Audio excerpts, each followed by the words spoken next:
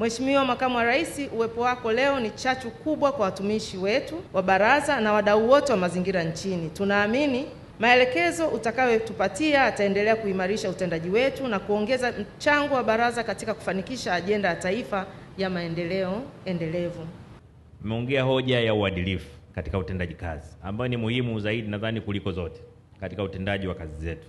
Mmeongea hoja ya kudhibiti, kuondoa na kudhibiti taka katika eneo la taifa letu. Ni eneo muhimu, ni eneo ambalo kwa sasa hatuwezi kujigamba kama taifa kwamba tuna nchi safi sana, bado hatujafika hapo. Lakini lazima tufike mahala tuweze kusema sasa tumeweza kuratibu mashindano haya ya usafi kwenye nchi yetu kwa kiasi kikubwa. Na haya ni mambo ambayo tunaweza tukafanya kwenye maeneo yote, kwenye upandaji miti, kwenye usafi.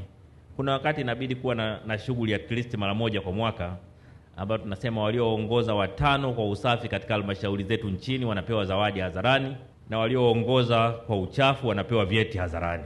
Lakini vile vile katika mpango huu ambao nimewasilishiwa leo, mmeongelea recycling ya takataka zetu, mzunguko wa taka, kufanya taka ziwe na maslahi ya kiuchumi, zisiishie kuwe takataka, ziweze kuzalisha kitu kingine, kuwe na ule mzunguko wa taka zetu kutoka kwenye taka kwenda kuwa malighafi inayoweza kusaidia kitu kingine, kuzalisha bidhaa nyingine, na lenyewe ni jambo kubwa katika mfumo wa sasa wa uchumi wa dunia. Kwa hiyo ni vizuri na lenyewe mkalifanyia kazi vizuri kama ambavyo mmelieleza kwenye mpango wenu.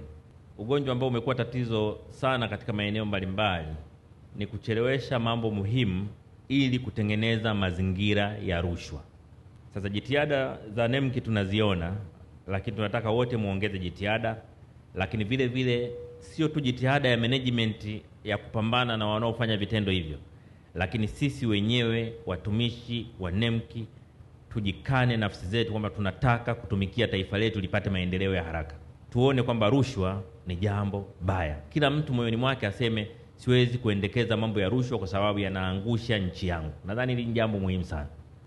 Kama kipindi hiki ndoto ya kuwa NEMC mamlaka kamili yakiwezi kutekelezwa, basi haitatekelezwa tena, kwa sababu tuna Rais wa Jamhuri ya Muungano wa Tanzania ambaye amekuwa waziri wa nchi mazingira miaka 5, amekuwa makamu wa rais akisimamia mazingira miaka 5. Ajenda ya NEMC kuwa mamlaka ameanza nayo akiwa waziri, alafu msaidizi wake sasa ambaye ni makamu wa rais ni afisa wa NEMC aliyeko likizo. Vijana wa sasa watasema imeisha hiyo.